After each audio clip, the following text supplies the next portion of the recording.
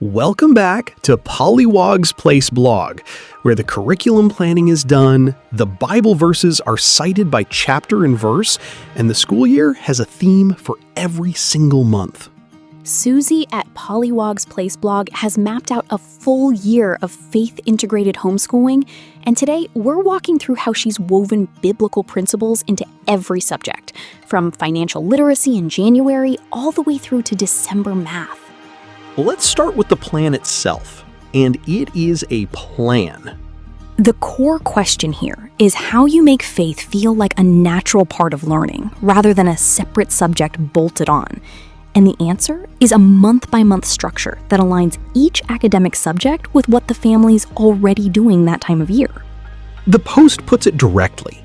It's not a race, but there is a big goal ahead. Our children's futures are in our hands, and we must hand them over to God and ask Him to guide us in the way we should go and show us what we should be teaching them. That framing matters because it sets the tone for everything that follows. This isn't a rigid syllabus. It's a set of habits the family's trying to build until they become, as the Post says, like second nature.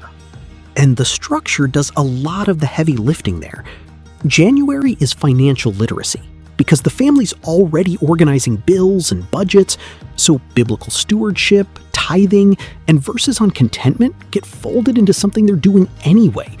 The lesson arrives on the back of real life.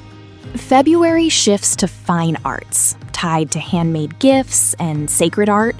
The Post suggests studying hymns, exploring art inspired by Bible stories, and connecting creative gifts to 1 Peter 4:10, using whatever talent you have to serve others.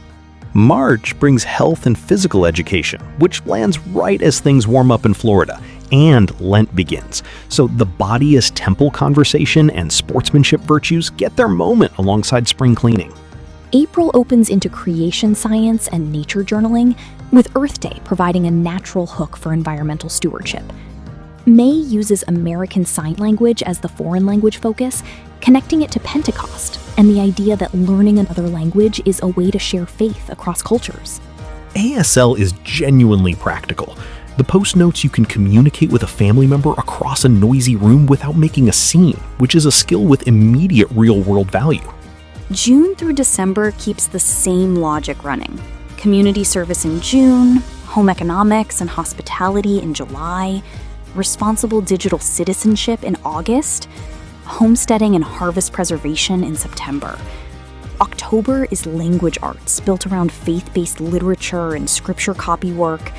November is history, framed as what the Post calls a redemptive narrative.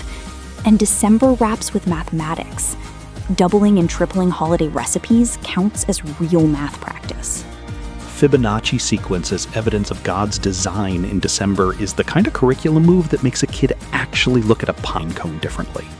The Post closes by inviting readers to suggest additions. The outline is offered as a starting point, not a finished document, and the family expects to rotate and adjust the topics across future years.